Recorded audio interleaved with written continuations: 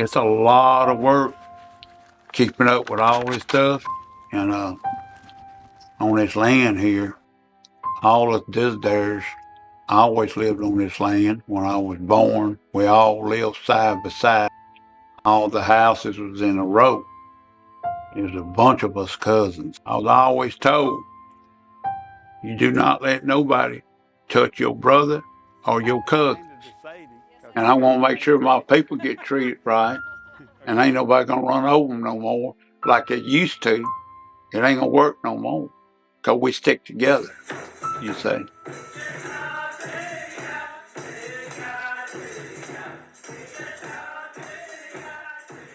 I'm Chief Rodger Collum, a.k.a. Thunderstick. I live on Bayou Bourbeaux. My daddy always told me they only make two kind of people in this world, leaders and followers. He says, and you're not a follower, you're a leader.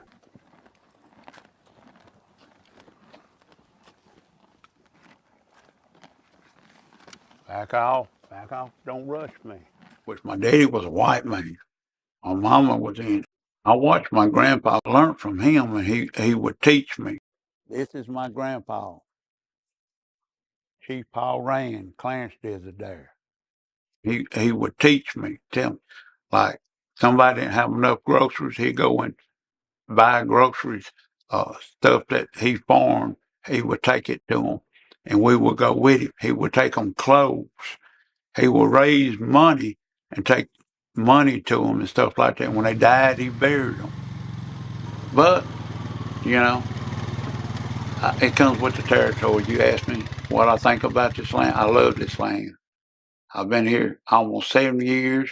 And like I said, I know every tree on this land. But you got to understand, when you're a chief, you inherit all the land. My name's Belinda Brooks. I'm Vice Chief of Butte Tribe of Bayou Bourbeaux. The chief's family is the Desidaires. Since the days of White Smoke, this family has been together. Every chief of our tribe has lived on this exact land, the spot where we're sitting right now. 3 chiefs buried on this land. White Smoke got captured 7 days after he was in the Spanish missions. He was born. When he came through, he come down the side of the bayou. They had a trail on the right-hand side of the bayou. See, when he got here, Chittimonka was already here. The way he was, what we call a real leader.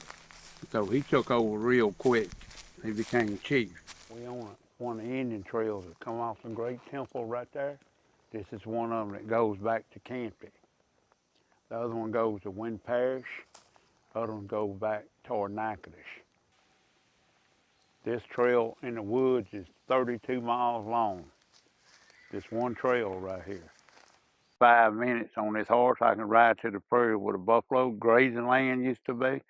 It's the prairie, Clear Lake, Black Lake, and Saline Lakes over here. The reason we lived here because it takes a lot of food to feed a tribe. They didn't have far to go to kill a buffalo. So all these trails that we're riding on, that I've been riding on all my life, all our ancestors rode these same trails. The priests back then gave the names to the Indians. They gave him the Desidaire name, but his real name's Powderface. His name's Joseph Senior Desidaire. Here is a picture of Powderface and his wife. You look, you see a bandage on her hand where she shot through the arm with an arrow. Other tribes attacked the women when the men was out, get cattle and contraband in Texas, carry back over here. Well, he caught up with that chief and killed him and scalped him. She lost 2 fingers later on. It's been here over 200 years. We all lived here. The reason we lived here on kind of Paul, because we had houses all together. And all those houses is old now, they fell down, but this is the oldest house on Bayou Bourbeaux, and it is still standing. It's about to fall down, but it's still standing. Here's his son, which is Hawkeye. His name's Joseph Jr. That baby he's holding, he had him at 70 years old. That is Marshall Desideri, which is called Goose, he guarded the Butte Mounds for over 70 years. He'd leave out in the morning, go back there and stay till dark and come home 7 days a week. He never wore a pair of shoes. The Butte Mound is our burial ground. That's where White Smoke and Two Moons was the last Indians to get buried in our mound.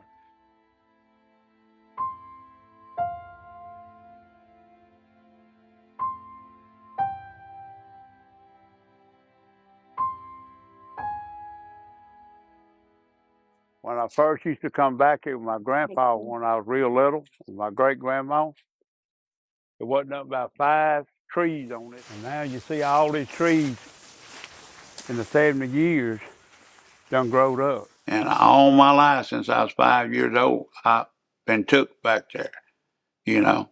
And so when the elders would take you back there, you know, it's a real quiet place, you know. Sometimes you can feel it, sometimes you can't feel it. I go by myself, I can feel it more. I can feel the spirits when I'm here, and most people can. It's such a peaceful place. You can hear the leaves rustling. This is White Smoke Stone. He's buried here. White Smoke is buried here standing up with a sacred pipe in his scalp. They don't have White Smoke wrote on them. They got 2 logs on fire with smoke coming up. On her grave, her stones, they got 2 round moons because her name was Two Moons. A lot of people don't know their 4th great-grandparents like I do. It seemed like I knew them all my life because I got drilled. This is how it all got started in our history. He roamed these lands. He's protected these lands. You come into his lands, he would kill you. He protected his people. He did a lot of stuff back then. My great-grandpa, Felix Desideri, Chief Squarehead. He married Grandma Faith. This is my grandpa, Chief Paul Rand, Clarence Desideri. Great-grandma, that's his mama, Grandma Faith. They donated the Desideri land to the Baptist church. My grandpa built a Baptist church, was the first deacon in the church. Later on, he became the preacher. See what? Christian Harmony Baptist Church. I was raised right here. Everybody that went to that church was Native Americans that was in the tribe in the beginning.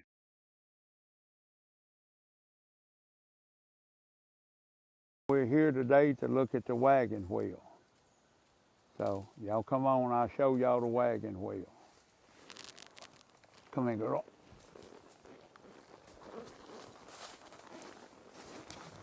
Paddleface spotted them first. It was 12 Scottish Stellum coming here to kill our game. They was hunting for furs. Paddleface went back and told his daddy White Smoke. They camped out right here. So we call this the Wagon Wheel Massacre. And when I was a small boy, about 5, 6 years old, you could still see a piece of the running board on the side of the wagon. But now, over about 65 years, a lot of stuff has rotten. The only thing you're going to see here is part of the wagon wheel. And you can see it's been burnt, and the spokes is all falling out of it and everything else, but it's been here for a long time. When we was kids, we knew to stay in the house because got up daylight, you had to go outside. You didn't come back till dinner. You didn't come back till dark. You didn't go in the house. We played under the Bayou bank all the way to the lake. I'm talking about this 4 or 5 miles from your house when you're little kids, small. Well, they had a guy down here, which he was in the tribe, had about 40 wild horses, you know. Well, one of his horses had barbed wire wrapped around his back leg and done growed in his leg. And every time I would see that, I tell my cousins, I says, I'm going to get that barbed wire off that horse. So I climbed up the tree one day. I was about 7 years old. When that herd come walking on that tree, I jumped on that horse's back. And away we went. That horse trying to throw me and everything, running through the woods, trying to drag you off on. I bet you I made 20 miles on a horse chasing that whole herd around and around and around. Well, once he finally gave up, I got a vine put around his neck to hold him, and I got to looking real close. The barbed wire done growed up in his leg. Wasn't no way to get it out. From that time on, me and all my boy cousins, we climbed in trees, and horses come through there. We jump off them, and away we go. Some of them get horses run in trees, fall down with us, and drag us off, tear our heads almost off, jump in the water with us, and everything else. But we learned how to ride horses back then. Whoa.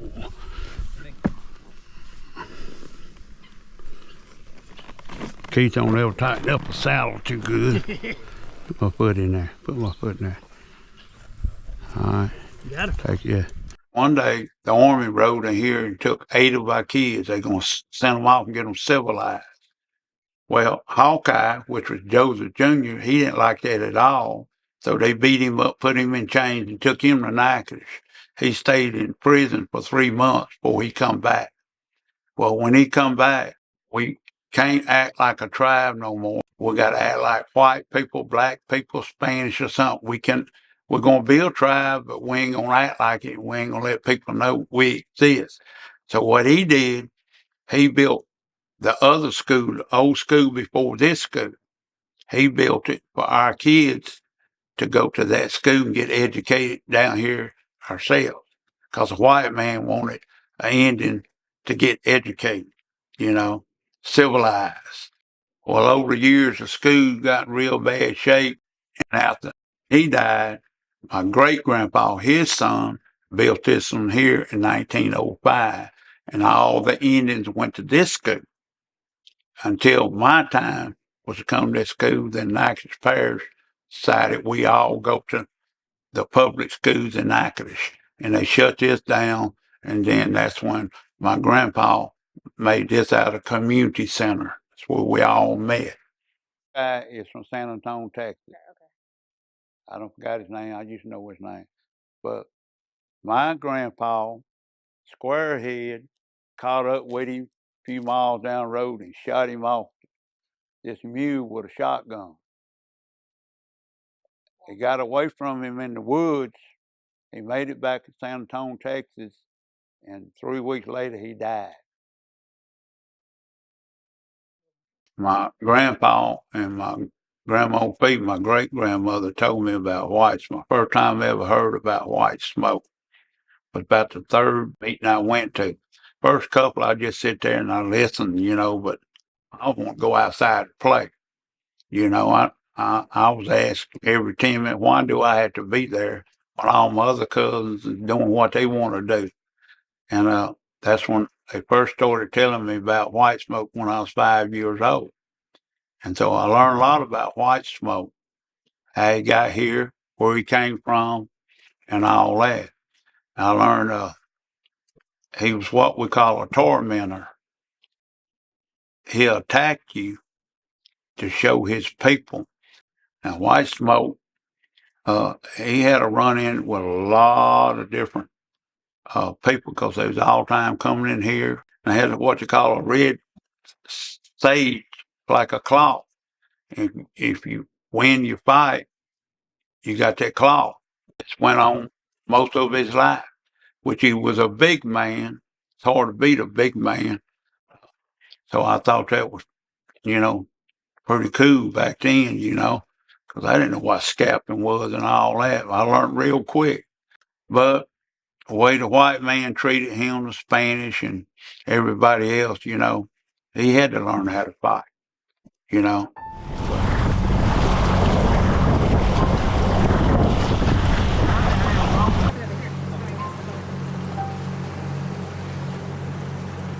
That's Yamack Island right there.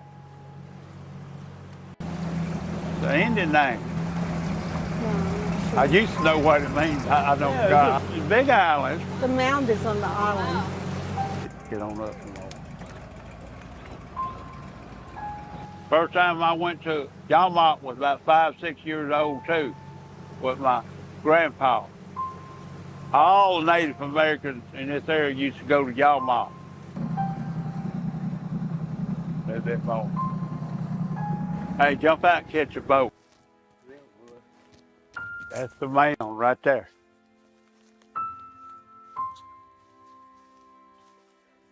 It's the Almach mound.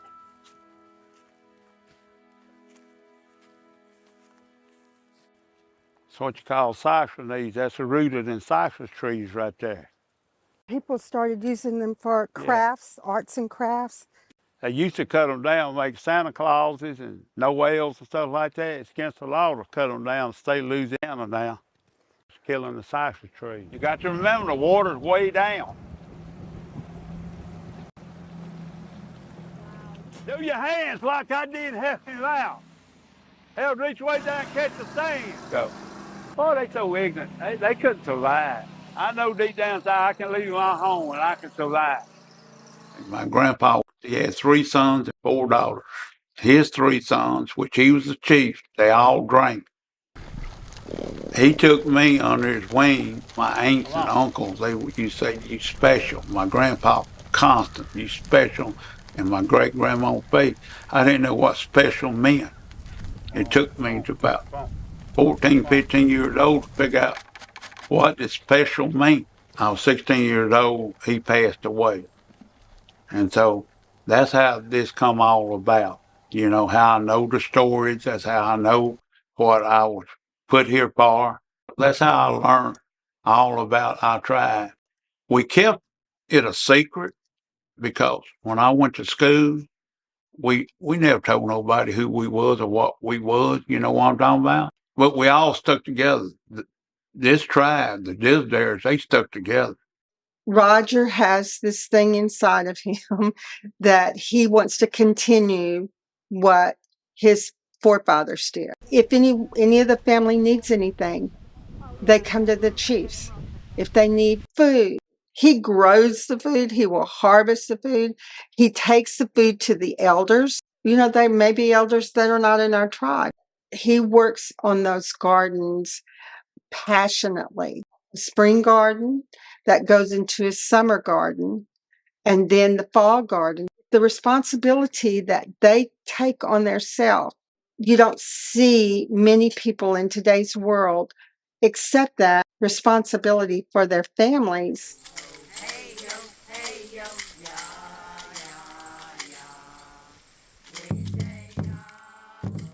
My great grandmother, I heard first. One of my cousins, she knew a little bit. She used to walk up and down the bayou singing these songs.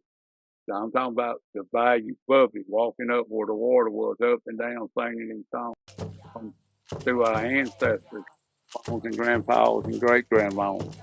Hey, Yahoo, it's a religious song. We started teaching our youth to step in, sing some of these songs, and play some of these drums and the rattlers, the jingles and all that, because we ain't going to be here forever. I done lived most of my life. And so if they don't learn now, we done lost all our heritage. I always remember this, because one day you're going to be our leader. Family comes first. Protect your family. Always remember what I'm telling you.